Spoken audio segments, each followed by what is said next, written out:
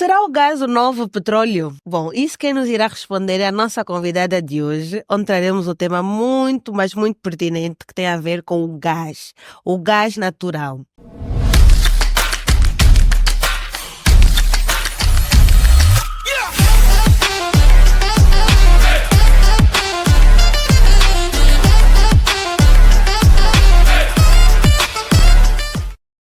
Hoje temos em estúdio a nossa querida Ana Martins. Ana, boa noite. Boa noite. Muito obrigada por estares aqui, muito bom ter-te. Ana, quem é Ana? Bom, vamos começar com uma breve introdução, se bem que não chega para escrever tudo ou para falar tudo, mas vamos dar aqui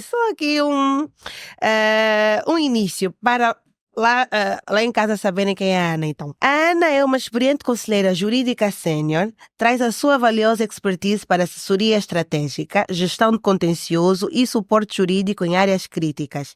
Ela tem um mestrado em Direito Internacional do Comércio, Transporte e Marítimo e tem formações complementares em Gestão e Direito no setor de petróleo e gás. A Ana construiu uma trajetória marcada pela excelência e evolução contínua. Uau, Ana, adoro! Então, depois disso que nós falamos, Ana, quem é a Ana Martins, de facto, que nós aqui não dissemos? Eu acho que o mais marcante depois do que tu leste é dizer que é uma profissional apaixonada pelo aquilo que faz. E estar apaixonado é realmente conhecer todas as particularidades da indústria e o que é que faz realmente ela ser tão importante e o impacto que tem no mundo, vamos assim dizer. Então, para a introdução, uma profissional realmente muito apaixonada pelo que faz. Oh, boa. A Ana está no setor de petróleo e gás há quantos anos? Há mais de 12 anos já. Mais de 12 anos. Eu, por acaso, tive o prazer de começar como estagiária. E depois fiz uma trajetória e pronto, já lá vão 12 anos que passaram rápido, né? Olhando parece. De vez em quando a trajetória profissional, as escolhas que fui fazendo, eu cheguei a viver no sonho. Acho que isso é uma particularidade que ninguém vê uma advogada ou uma jurista a viver no sonho, literalmente ao lado de uma fábrica.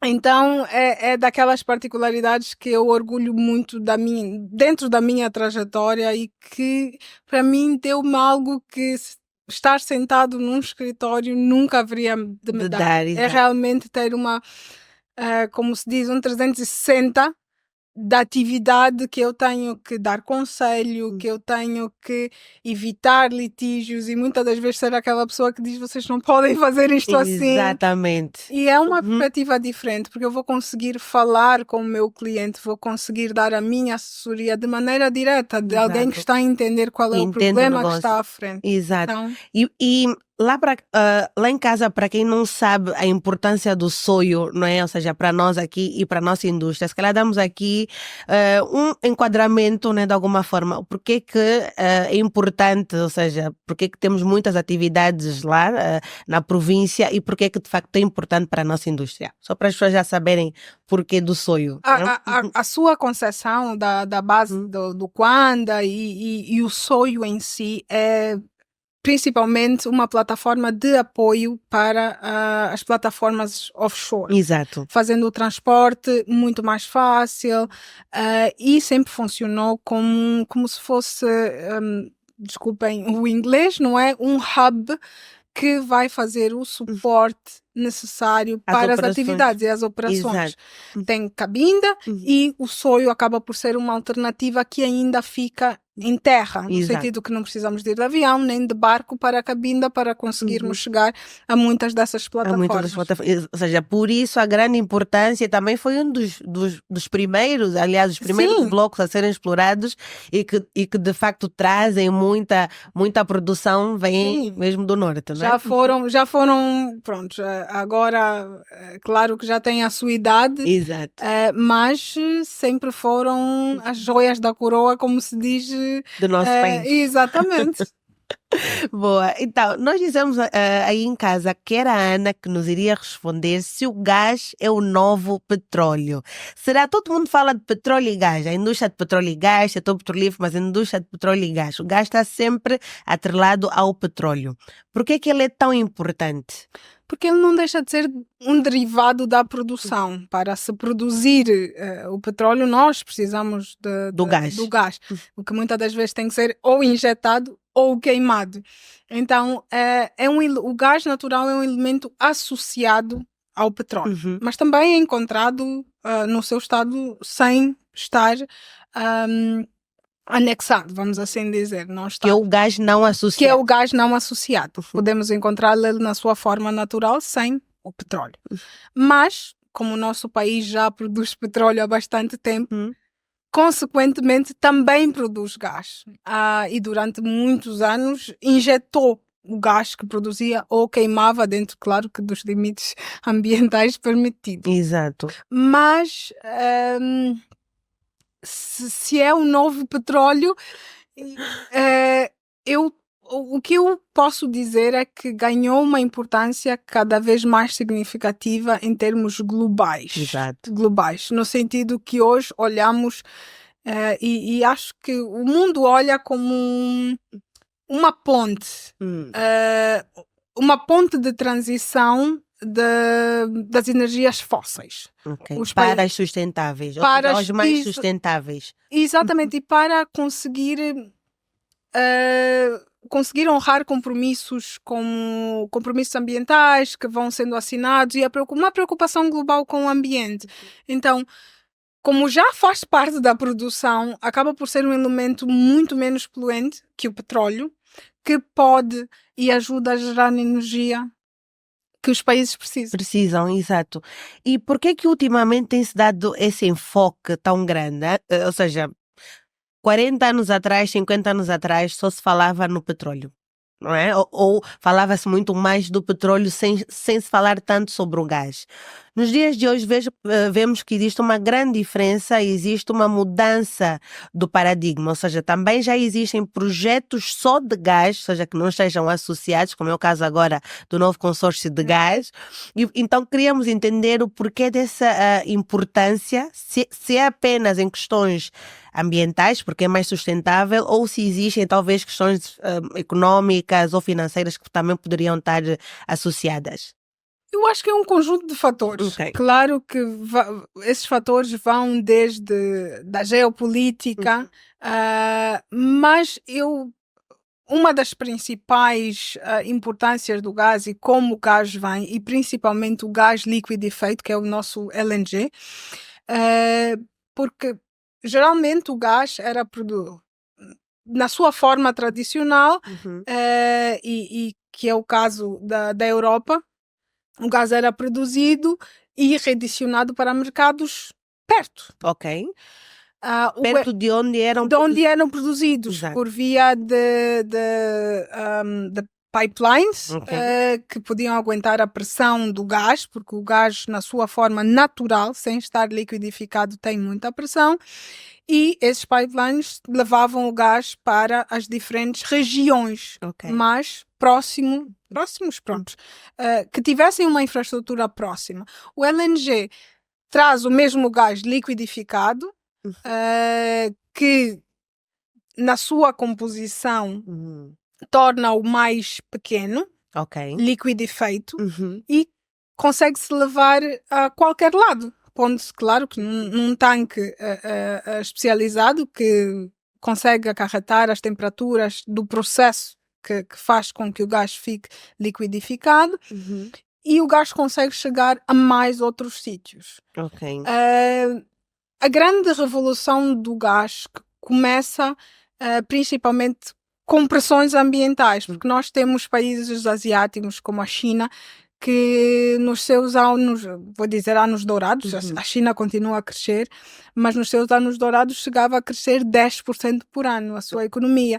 Então é um país que sempre foi bastante produtor. Exato. Quem produz também vai acabar por poluir se as energias que consome são energias fósseis. Exato. Então havia uma pressão muito grande para estes países asiáticos, como que são até hoje os maiores consumidores do LNG, como a China, a Índia, a Coreia do Sul, sem esquecer o Japão, acabaram por ser pressionados a cumprir metas para não poluírem Tanto o ambiente. e para conseguirem também desenvolver as suas indústrias, Exato. para conseguirem ter uma estabilidade econômica. E não ficarem dependentes, talvez, não é?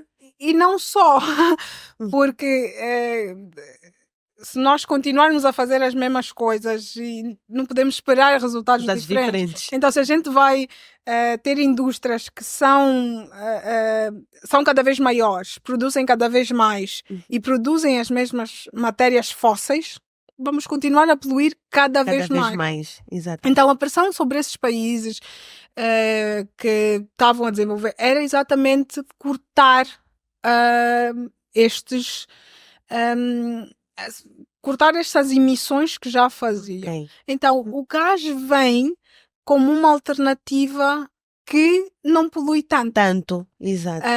Por causa da sua composição, não emite tanto dióxido de carbono, então acaba por ser uma energia que consegue fornecer um mercado sem poluir da mesma maneira. E acaba por ser uma alternativa ao carvão, ao petróleo e pronto, a tudo que possa ser utilizado como energia. Então, existe uma grande diferença entre o gás natural tradicional e o gás natural liquidificado. Eu não sei se é liquidificado ou liquefeito, eu tenho ouvido as duas expressões, não sei qual é a mais correta. Eu acho que liquefeito é a mais, porque o gás é retirado. Sim. E o que lhe torna a LNG o liquefeito é literalmente um processo de, posso dizer, mais uma vez sou advogada, não sou engenheira, então por favor lá em casa perdoem. Exatamente. Mas é como se fosse um processo de limpeza. É tirado, por exemplo, a água, o CO2, e pronto, os químicos também, que me perdoem, na sua composição tem muito o metano, então acabamos por retirar, por limpar, digamos assim. E fica na sua forma mais natural, mais parecido com o metano. Okay. Claro que depois também temos um muito importante para nós em Angola, o butano e o propano, as nossas botijas de gás, porque o nosso mercado interno, isso é a segunda parte que me dá muito prazer, nós termos internamente possibilidade de o gás das nossas cozinhas é nosso. Produzido cá em Angola. É nosso. É algo que, por isso é que eu digo que eu sou muito apaixonada pelaquilo que eu faço. Que é literalmente este impacto. Porque muitas vezes a gente quando fala de energia limpa, nós não podemos falar de energia sem falar do impacto que a energia tem. No dia a dia. Exatamente. Nós ainda vivemos num mundo que muita gente, ou a maior parte da população, não tem energia como nós temos agora, elétrica. Então, enquanto ainda haver um mundo que não tem esta igualdade, vai sempre haver possibilidade. E, infelizmente, o que temos para gerar energia agora ainda são essas energias. São esses os fósseis. Exato. Que vão poluir. Então, uma transição tem que passar por respeitar também a maioria que ainda não tem. E a realidade. Exatamente. Né? E a realidade. Não podemos projetar um futuro a pensar só para a Europa ou para o mundo desenvolvido. Temos que também pensar na realidade que nós vivemos. Exato. E eu acho que é muito importante. Boa, isso eu acho que é um marco, né? Aliás, nós temos tendência em dizer que no nosso país produzimos muito pouco, né? Poucas coisas, tudo vem de fora, e realmente no gás estamos a ver que é diferente. O que nós consumimos cá é produzido cá. Corresponde à demanda daquilo que nós precisamos, daquilo que nós consumimos, uma vez que nós usamos bastante, não é? Gás de botija e afins. Eu acredito que, corrijam-me depois os especialistas, mas até onde eu sabia nós já conseguíamos cumprir, a nossa fábrica já produzia o suficiente para o nosso mercado. Então, no caso, como é que iria funcionar bem a cadeia de valor do LNG? Ou seja, entender em termos de viabilidade econômica. Nós sabemos que o preço do gás é muito menor ao do petróleo. Em termos econômicos, não é? O mercado do gás, como é que funciona? O negócio do gás, de facto, como é que funciona? E como é que aquilo pode ser atrativo para os investidores? Tudo começa com a demanda. Ok. Havendo a necessidade de haver gás, depois também acaba por se complementar os investimentos, não é? Uhum. E cada vez mais existe essa demanda. Claro que nos últimos tempos a geopolítica teve um papel muito, muito importante, porque a Europa viu-se necessitada de ter que se afastar da Rússia Exato. como seu fornecedor. Principal, não é? Exatamente, Exato. porque a Europa, até onde eu sei, ainda tem uma dependência em termos de gás com a Rússia, mas vê-se cada vez mais obrigada a afastar-se por causa de interesses geopolíticos. Isto agora é político. Exato. Então vai havendo. Mas cada vez mais, por exemplo, nos mercados que já consomem também o gás tem provado ser uma matéria-prima que é fiável, que as pessoas podem contar, principalmente porque já faz parte de uma cadeia que já existe e que é a funciona bem. exploração de Do petróleo. petróleo, exato. Então, ali tem petróleo e tem gás, e eu também posso comercializar esse gás. E nós vimos, de certa maneira, uma expansão nisto. Nós vimos a Austrália, que, prontos, vem em segundo lugar, mas é um grande player. O Qatar sempre foi tradicionalmente, não é? Uhum. Mas cada vez mais vemos, e saber que Angola também contribui para este mercado põe-nos, de certa maneira, até à frente de muitos outros países. Aqui em África nós também temos a Nigéria, que também produz, mas nós também agora já temos uma posição no mercado. Exato. E acredito que cada vez mais, e o novo projeto, o NGC, que para quem não conhece o NGC, O novo consórcio de é o gás. novo consórcio de Sim. gás que, pronto, arrancou, vamos assim dizer. Finalmente. Sim, finalmente arrancou a sua construção e vai garantir gás, porque a Angola LNG, na sua atividade, estava envisionada a receber gás associado ao petróleo. Ao petróleo. Mas, consoante os anos, o declínio da produção de petróleo também influenciou no declínio do gás que era recebido. Exato. Então havia uma necessidade realmente de nós começarmos a ver outras fontes, outros fornecedores. E daí foi criado o nosso consórcio. Uhum. E depois é realmente uma coisa bastante interessante pela perspectiva de foi tudo criado uma infraestrutura, é nós podermos ver um país que explora petróleo há mais de 75 anos e a legislação diz petróleo e gás, mas não tinha nada que era para o gás. Exatamente. Então, quando se pensou e dissemos, não, temos que fazer alguma coisa para Angola LNG, e pensou-se em criar algo localmente, teve que haver mesmo uma separação, mas teve que haver um pensar no que é o gás. Exato. Para além do petróleo. Para além do petróleo. Sim. Porque, petróleo e gás. Mas o gás nunca fazia parte do que era a cadeia da regulamentação da indústria petrolífera. E foi em 2018 o primeiro decreto presidencial que sai, que depois vem viabilizar o NGC. Exato, a exploração e produção do gás, exatamente. Vem regulamentar isto. Em 2018 sofremos uma reforma completa, né, na indústria. E o gás, graças a Deus, não ficou de fora. Foi tido e achado. E depois é aquela parte da cadeia importante, Sim. que é, precisa-se de criar infraestruturas jurídicas que viabilizam o mercado. Exatamente. E poder acompanhar isto dá imenso prazer. Exato. E o projeto Angola LNG, que de facto é o projeto que representa o gás para além do petróleo, foi criado, aliás, foi envisionado já na década de 90, estávamos aí a dar os primeiros passos, talvez, mas foi materializado apenas em 2000, né, nos anos 2000, Sim. e hoje, quase 20 anos depois,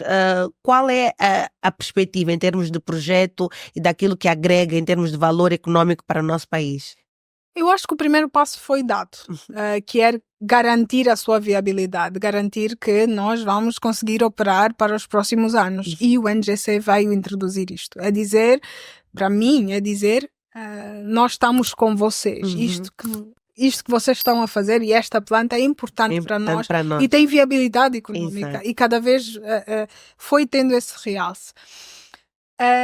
E desassociamos o gás de petróleo e passamos a olhar para gás, só não foi associado. pensar gás, exatamente. Gás. Sim.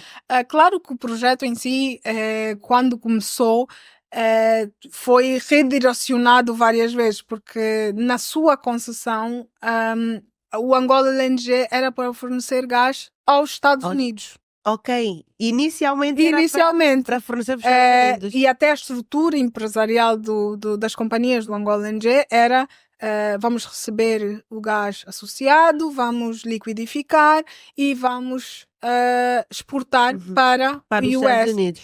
Só que, vamos dizer assim na gíria, o US prega-nos uma partida e passa a explorar o shale gas, que durante muitos anos não quis explorar por causa de mais outros problemas ambientais que a exploração chamam gás de xisto, se não me engano em português. Sim, aqui em português é gás de xisto, sim. E deixa de precisar do nosso gás. Exatamente. E nós com uma fábrica a ser construída e a ser viabilizada para aquilo. E só para dizermos porque que isso é um grande problema, que o gás, ao contrário do petróleo, tem que ter um comprador antes da sua produção, porque exatamente tem uma cadeia. Uma cadeia que depende. Exatamente. Depois, pronto, tem uma cadeia toda que, desde o transporte, e eu acho que, por acaso, é uma das coisas que acho que quem está à volta do óleo e gás esquece que, e se calhar eu, por ter formação na área marítima, eu acho que a maior parte das pessoas esquecem-se que tudo vem a maior parte das nossas coisas vem pelo mar, não é pelo avião. Pois. Então, quando nós estamos a falar de um produto extremamente complexo em termos de composição e que precisa de componentes muito, muito técnicos e com características próprias, um navio de LNG não é ligar e dizer, não, eu preciso de um navio de LNG. Exato. Um tanque por que não? Porque é uma estrutura. Exatamente, tudo precisa ser planejado. Então, quando se faz um projeto de uma fábrica de LNG, precisamos realmente saber qual é o mercado que nós vamos vender. Então, quando no meio do caminho alguém diz... O comprador diz que já não preciso do teu gás. Uau! E o que fazer, né? E o que fazer. O que fazer. E realmente foi E é por isso que eu digo que a Angola LNG, para quem... E espero que essa conversa faça mais pessoas procurarem saber o que é. Ensina-nos muito disso, ensina-nos muito de reconstrução. Às vezes a vida atira-nos qualquer coisa que a gente não espera e a gente tem que sacudir e tentar fazer o melhor. E hoje só provamos que fizemos o melhor. Não paramos e continuamos. E tudo foi construído uma estrutura à volta que também foi virada a gás. Por exemplo, no soio, nós temos o ciclo combinado do soio, que já fornece, perdoem-me, engenheiros, são 2 turbinas gigantescas que o NGC também vem ajudar para conseguirmos realmente dar energia, gerar energia, porque no final das contas serve para gerar energia. E a economia precisa de energia. O país não vai produzir nada sem ter energia. Exato. E no fundo é isso. Mas enquanto, por exemplo, na posição de investidor, né? Eu como investidor, obviamente que o meu end goal é o lucro. Eu sei que o petróleo tem sempre mercado, tem sempre, enfim, existem mercados internos e externos de petróleo, mas do gás. Gás precisa de uma infraestrutura muito grande. Precisamos ter logo, desde o início, um comprador. Como é que, de facto, é atrativo para o investidor? Ou seja, na perspectiva do investidor, Na perspectiva, não própria do consumidor. cada vez mais eu acho que o foco da perspectiva do investidor é ter um produto que vai conseguir vender, claro. A demanda está a provar-se cada vez maior. Por quê? Porque o gás tornou-se uma matéria que é fiável. É fiável e ajuda a cumprir as metas que todos eles vão tendo e vão conseguindo desassociar dependências. Acaba por ser, por exemplo, petróleo. Eu não preciso comprar do país X, porque eu tenho vários países produtores. Já o gás, porque são tão poucos no mercado, tu tens que comprar aos que vendem. Exatamente. Então, criar um mercado mais alargado também depois vai criar uma outra infraestrutura. Claro que sim, não vamos ser... é uma comunidade... Como a... Uma commodity. Commodity. Sim. É uma commodity que ainda custa muito dinheiro, é muito volátil. Tal e qual o petróleo também. O petróleo, exatamente. Tal e qual o que petróleo o preço está em cima, amanhã já caiu e... Os meus conhecimentos económicos não vão até aí para conseguir.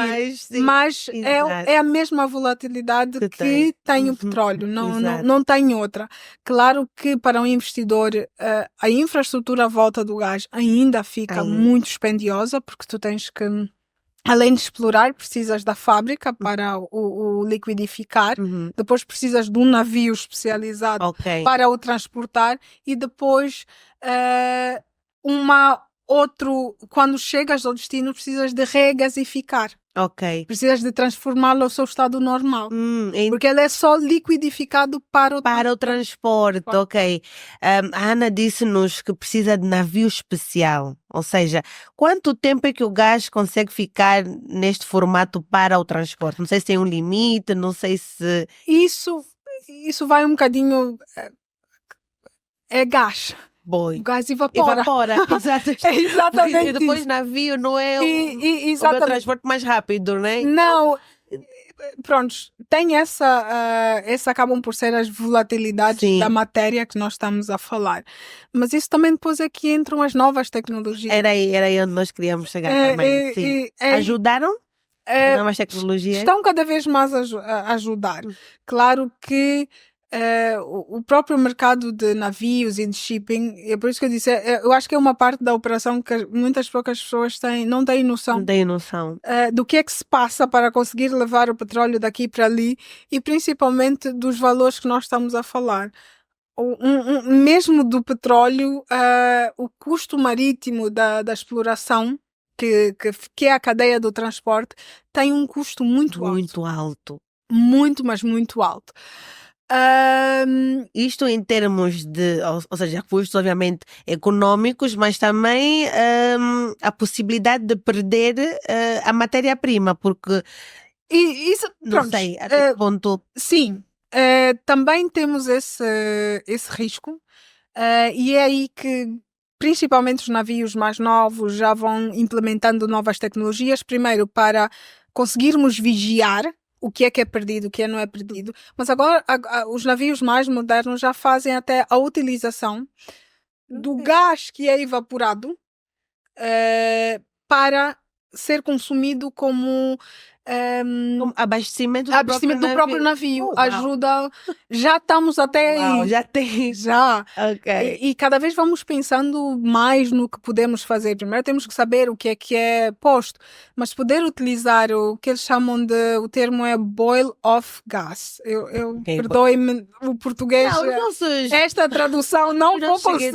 Entendem perfeitamente. Essa tradução não vou conseguir fazer, mas esse boil off gas já é utilizado como matéria que faz o navio, de certa maneira, andar. Então a matéria-prima não fica todo perdida, digamos assim, porque uma parte é reutilizada ali exatamente para aquele consumo. Exatamente. Chegando no destino, depois passa por um processo para... É a gasificação. Essa é a parte que depois também custa.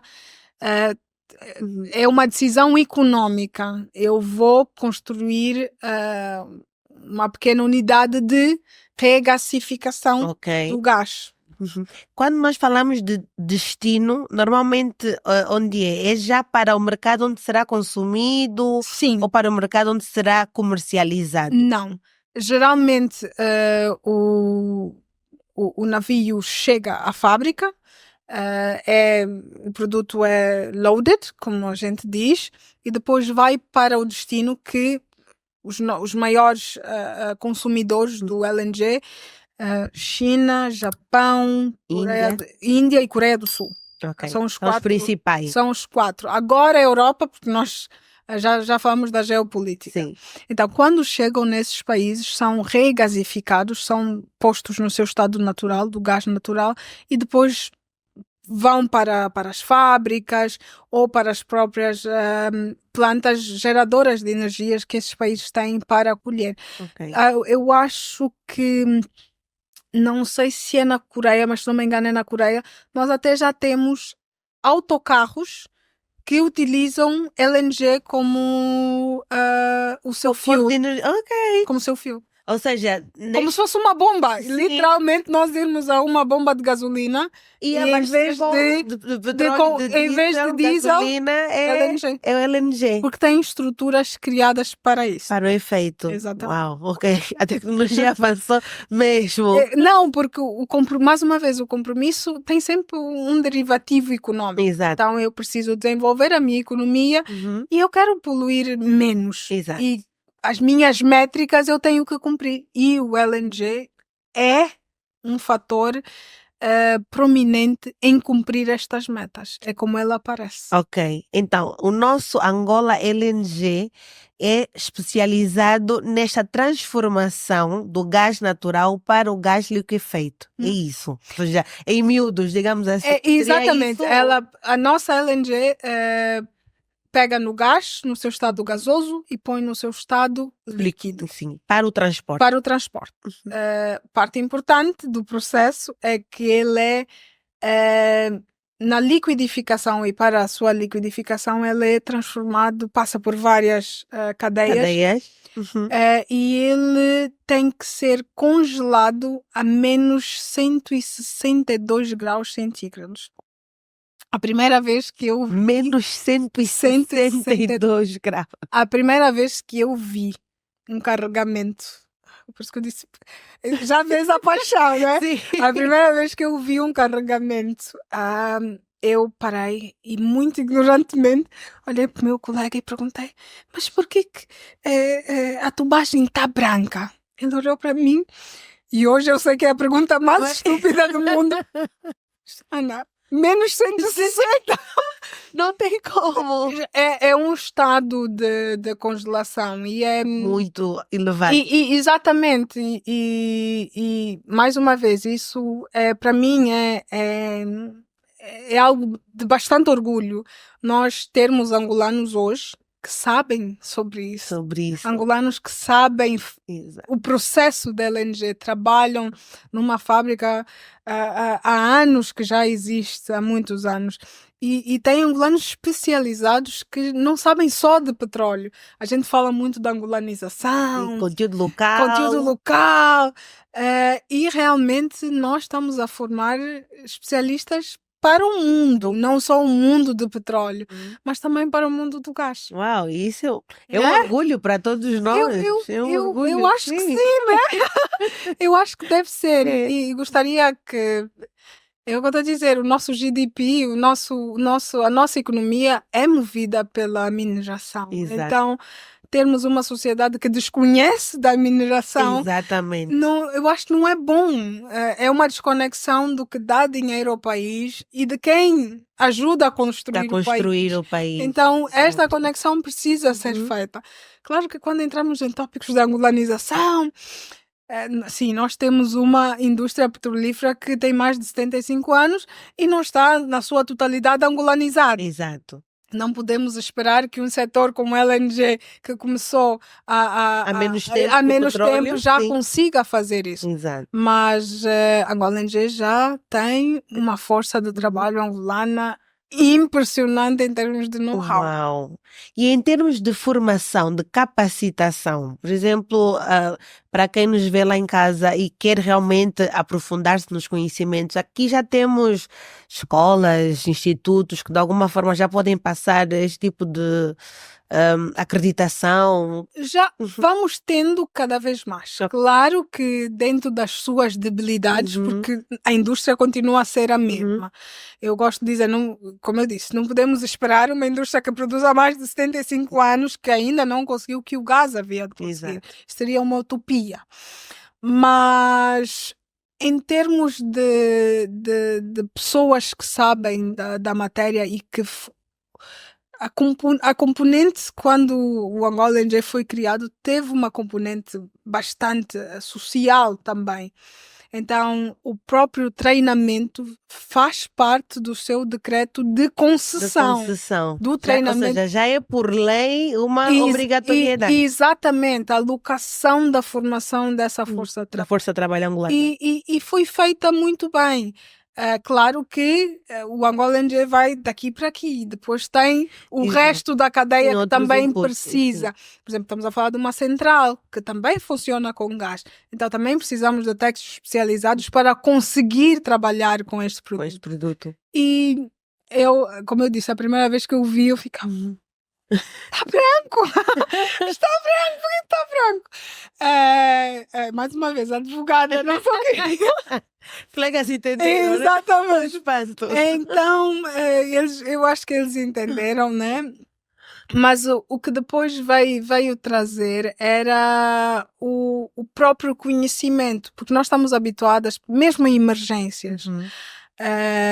Eu lembro-me a primeira vez que tive porque quando o processo é interrompido, o gás tem que ser queimado. Tem que ser queimado. Ou seja, já não dá para ser reaproveitado. Não, tem mesmo que ser queimado. Então, quando há qualquer impedimento que faça com que o processo pare, o seu processo de purificação até chegar, há uma grande flare. Exato, a chama. Mas as pessoas estão habituadas a ver aquilo lá no fundo, offshore. Sim. Agora imagina teres aquilo dentro de uma cidade. Uau! Então, como é que é? Ou seja, estar ali mesmo... As primeiras vezes tivemos que também, o Angola LNG teve que educar as populações à volta, a entender que não era sinal de perigo, em primeiro lugar, que isso era um processo normal de uma fábrica que vai passar, mas dizer que é conhecer as diferenças de... Eu gosto de dizer, os navios tanques da LNG, eu quando entrei são extremamente limpos. Porquê? Porque a matéria que vai para lá não escorre, não é o petróleo. Tem essas vantagens. Tem essas vantagens. Então é um navio extremamente limpo, a maior parte deles também são mais novos. Então acabam por ser uma indústria diferente. Por exemplo, vou dar o exemplo que é mais fácil de entender, que é os nossos bombeiros. Estamos a lidar com algo extremamente inflamatório. Estamos a lidar com temperaturas bastante elevadas ou não? Sim, negativas, vamos assim dizer, reduzidas. Então temos componentes na sua operação bastante diferentes do que é uma produção do petróleo. Mesmo no início da planta a gente via muito pessoal com experiência em refinaria, porque no fundo não é igual, mas não deixa de por ser um processo de refinação. Até liquidificar. Exato. Então, ajudou-nos muito. E só para falarmos da tecnologia, durante a sua construção, o Angola LNG teve alguns precalços que foram publicitados e isto não é segredo, está mesmo, por isso que eu disse, é pública, é informação pública. Conheçam que nós temos também. Exato. E a mesma tecnologia que nós utilizamos para liquidificar o nosso gás é a tecnologia, chamam cascata da ConocoPhillips. A mesma tecnologia, por exemplo, utilizada na Austrália. Existem outras maneiras de se liquidificar o gás, mas vamos dizer que os incidentes e a construção da nossa planta ajudou até a indústria, porque houve avanços tecnológicos e problemas tecnológicos que foram identificados por causa da nossa fábrica. Da nossa fábrica. Ok, então Exatamente. de exemplo, na verdade. Exatamente, também. foi.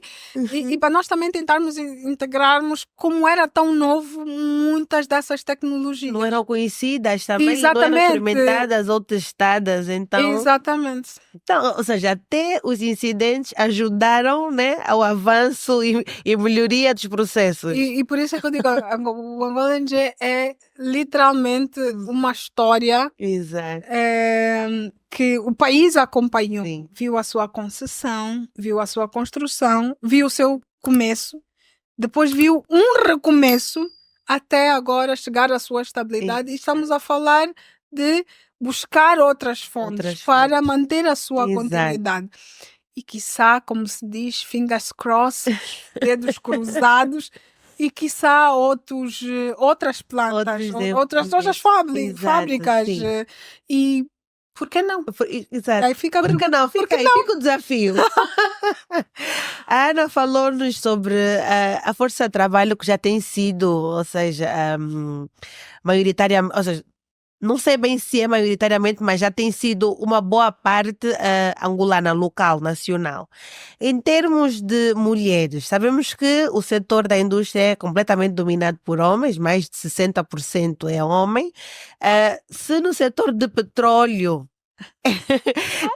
tem muito poucas mulheres, no setor do gás, como é que é? Existe alguma equidade? Existe alguma... Não, isso seria, eu estaria aqui a romantizar algo que não é muito diferente da indústria, principalmente porque uma das grandes problemáticas das mulheres na indústria é muitas das vezes também os sacrifícios que elas acarretam. Os 28-28, o trabalhar no sonho, o construir uma família e outras... Eu acho que outras problemáticas que envolvem a mulher trabalhar na indústria. O Angola ainda não é diferente. Nós também precisamos de engenheiras. Temos. É com muito prazer que falo e digo que temos mulheres muito competentes. E eu, graças a Deus, porque estive lá, eu tive o prazer de trabalhar diretamente com elas e também acompanhar, de certa maneira, a carreira e o progresso que elas tiveram. Dá muito gosto poder falar dessas mulheres que fazem 28, que deixam os seus filhos, que deixam as suas famílias, muitas deixam bebés, porque depois de 3 meses temos que regressar ao trabalho. E depois de ser mãe, claro que isso para mim teve uma perspectiva um bocadinho diferente, os sacrifícios que elas faziam. Tive colegas que literalmente só viam os filhos no final de semana. Estão a falar filhos de 7 anos, 6 anos, que precisam, claro, da mãe ali. Exatamente, então claro que também temos a representatividade, mas não no mesmo nível. Não no mesmo nível.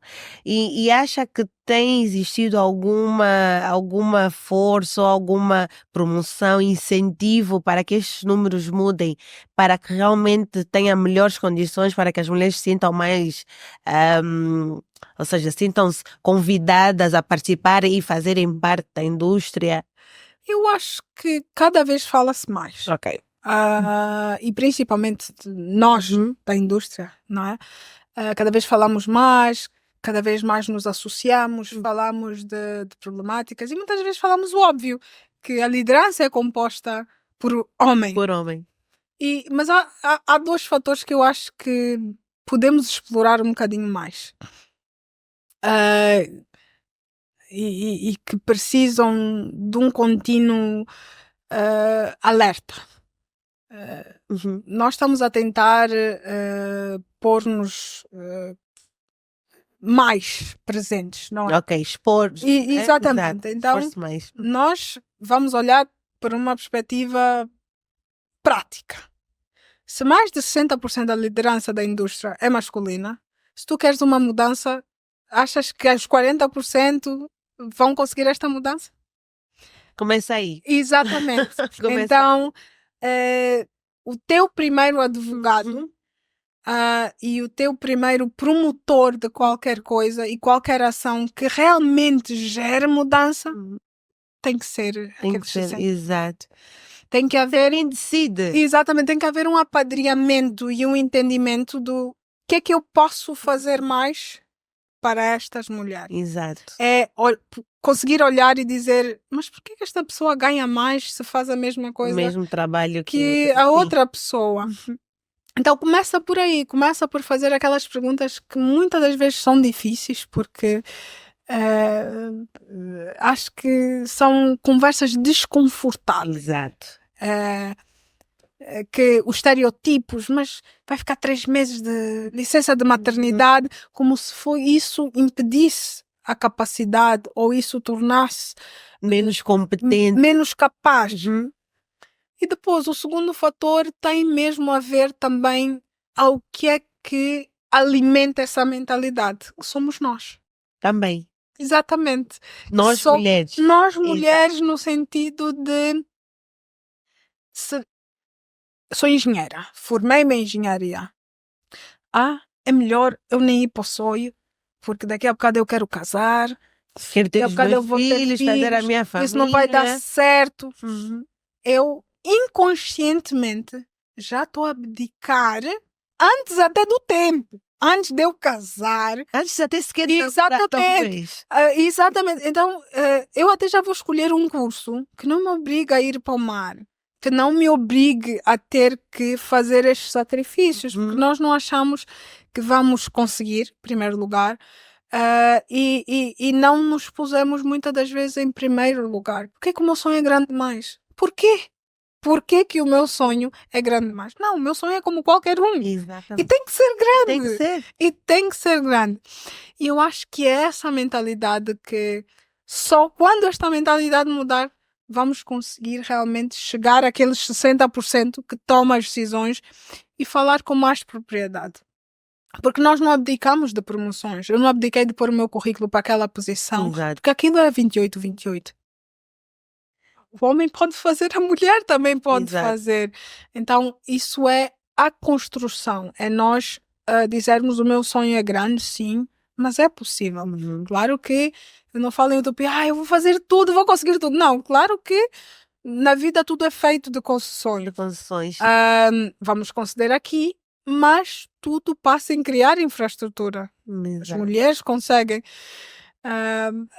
sem romantizar. Claro que existem desafios, existirão, aliás, existem histórias que mesmo são os próprios colegas, às vezes, que também desincentivam as mulheres. Porque já foram criados para pensar assim. Exato. Então, se não formos nós a dizermos que qual tu fazes, assim, eu também posso fazer. Exatamente. Tu que estás em casa, também podes levar as crianças à consulta quando eu não tiver. Também podes saber o que é que acontece em casa. Também consegues gerir a casa.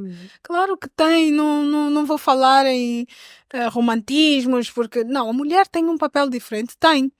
Mas em termos de carreira, cada vez mais, se nós não fizermos nada, o paradigma vai continuar. Vai continuar o mesmo. E por acaso estive num evento também do setor, em que um dos senhores que estava na plateia disse: hoje em dia fala-se muito das mulheres que querem, tem poucas mulheres líderes, mas afinal, o que é que as mulheres querem mais? Mais. Foi assim, a plateia ficou quase que, como assim? Mais?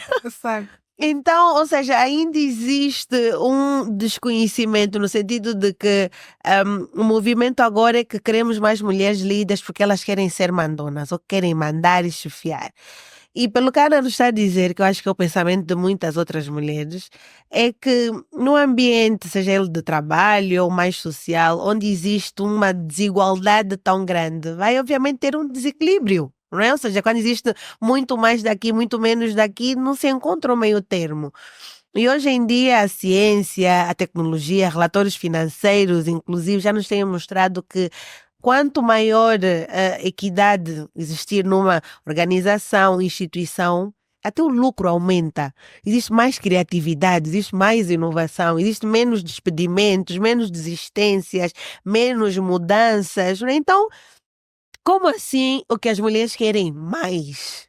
60%. Por isso é que eu disse, nós podemos nos unir, fazer grupos, mas começa pela nossa mentalidade e depois conseguir mudar paradigmas que foram postos numa sociedade e mundiais. Mas o mais é muito pouco. Uma das coisas que eu por acaso li há bem pouco tempo e estava os gurus em termos de liderança e etc. Uma das coisas que ele estava a dizer era exatamente o que tu já repetiste, que a igualdade vai trazer uma organização mais saudável e que em termos de liderança a mulher tem algo nato. A mulher entende quase que intuitivamente certos conceitos Exatamente. de liderança e de liderar, não tanto Quanto homem. Exato. Então, Já temos a resposta para nós. então é algo nato, é algo que nasce connosco. Claro que Os homens a rirem aqui em estúdio. mas é claro que, tirando as personalidades à parte, que eu já tive homens e mulheres que disseram: não quero cargo de chefia, eu só quero mesmo trabalhar e ir para a minha fazer casa. a minha parte. Exato. Sim, mas os conceitos de liderança, se não me engano, até foi Simon Sinek. Simon o Sinek. autor. Exatamente, que ele diz: eu quando falo com mulheres e faço isso, elas intuitivamente percebem aquilo que eu quero transmitir em termos de liderança e motivação, de como gerir e como criar um propósito muito mais rápido até em termos de negociação. O famoso win-win. Talvez as mulheres cheguem mais rápido Exatamente. a esse resultado. E há conceitos que são muito mais perceptíveis para nós. Exatamente. Até, infelizmente, concessões é algo que a gente aprende a fazer e a negociar muito cedo. Os homens. Exato. E por isso é que ele diz que é nato. Exato. Ana, tem sido, enfim, a nossa conversa está a ser maravilhosa. Acho que podíamos estar aqui mais umas 5 horas, 10 a falar, principalmente assunto de mulheres. Aliás, este projeto, o Better Women Talk, foi exatamente criado neste sentido. Obviamente que temos convidado os homens, mas foi exatamente para darmos esse foco, este enfoque para as mulheres no setor. E a Ana, ou seja, mostrou-nos aqui nessa nossa conversa que é uma mulher que já causou um impacto grande no trabalho em que faz, na indústria que faz. Então eu queria que deixasse uma mensagem para as mulheres que nos assistem hoje sobre aquilo que podem fazer para de facto deixarem um impacto positivo por onde passam, seja ela da nossa indústria ou outra, mas que realmente algo nosso que nós mulheres poderemos fazer e não esperar que os outros façam por nós, digamos assim. Então qual seria essa mensagem? São muitas coisas dentro de uma pergunta só. Muitas. Eu vou olhar primeiro para uma juventude que está a olhar, por exemplo, para a força de trabalho. E o meu conselho para estas pessoas, jovens que, será que eu vou fazer engenharia? Não tenham medo, em primeiro lugar. Para estas pessoas eu dizia: não tenham medo, arrisquem. Muitas das vezes no LinkedIn tenho várias pessoas que podia me ajudar, eu estou à procura de emprego, e quando eu vejo que são estudantes, eu sou dessas pessoas que perde mesmo tempo, mesmo que eu não conheça a pessoa de lado nenhum, eu vou lá e digo: olha, escreve uma carta de estágio e pede. O não é garantido. Exato. Tu nunca sabes o que é que tu vais conseguir. E a minha história na indústria começou com um estágio. Eu pus cartas e cartas. Eu só posso falar da minha experiência. Exato. Por isso é que eu estou a dizer: façam isso. Porque... E funcionou contigo? Funcionou. Eu comecei com um estágio profissional. Depois ainda fui aprimorar com mestrado, mas eu comecei com um estágio profissional. Eu garanti o meu emprego depois de provar que eu tinha essas capacidades. Então, se tu não pedires, escreve uma carta. mais de metade provavelmente vão deitar fora, mais de metade provavelmente não dá nada, mas a possibilidade de 0,01% de alguém olhar e realmente estar no sítio certo, na hora certa, Existe. existe. Então, não fiquem com medo de, não, essa faculdade, vou fazer isto, nada contra os direitos, vou fazer direito. não escolham porque é o mais fácil. Não abdiquem de onde vocês... E não tenham medo de sonhar grande. Não existe sonhar grande. Eu, não querendo ser religiosa, eu gosto de dizer a todas as pessoas que estão à minha volta: se Deus pôs no teu coração ou na tua cabeça, é porque é possível, não é grande demais. É possível. Então não fiquem com medo de sonhar. O sonho é mesmo para ser grande. É grande. Então, para essas mulheres, eu digo isto. Digo, arrisquem, não tenham medo. Não abdiquem desde ali do que realmente querem. Se é medicina, se é engenharia, seja o que for, se é, vai ser. A professora disse que eu não tenho boas notas. Continua a estudar. Continua a estudar. Não, é melhor ir para exatas, não, é melhor ir para sociais, porque... Não, se não é Deus, os chakras, seja lá o universo, seja lá em que tu acreditas, não põe nada no teu coração que não seja possível tu alcançar. Estas aí, este é o recado. Este é o recado. Agora, para as que já entraram, já olham para o mercado, que a maior parte dos seus chefes são homens. Exato. E que já sentem algumas restrições, já acham que não vão conseguir alcançar. Não descores no teu dever e na tua obrigação de tornar-te a melhor versão de ti mesmo, em termos profissionais e pessoais, porque depois tudo é um balanço. Como eu disse, não há have it all. Have it all é uma utopia. Exato, não existe. Às vezes tu tens o objetivo X, tu vais abdicar de Y, que tens que alcançar o objetivo X. Então é criar realmente um balanço para conseguirmos levar. Vai haver uma altura que não vais poder sair com os amigos. Vai haver uma altura que vais ter que dedicar mais à tua família. Então vai ser realmente um balanço. Então não descorem de tornarem-se as profissionais melhores que podem elas ser. Não perder nenhuma oportunidade de se transformarem. Não, isso não é a minha área. Vai saber o que é. Se calhar tem lá qualquer coisa que tu gostes. Eu soube que aquele gelo era menos 160 graus. Jurista, já sabe a composição do gás salteado. Então... Quase isso. Então, é um não descurar de tornar-se boa. É aquela coisa de dizer, eu quero ser boa. E para as mais avançadas, não acaba aí.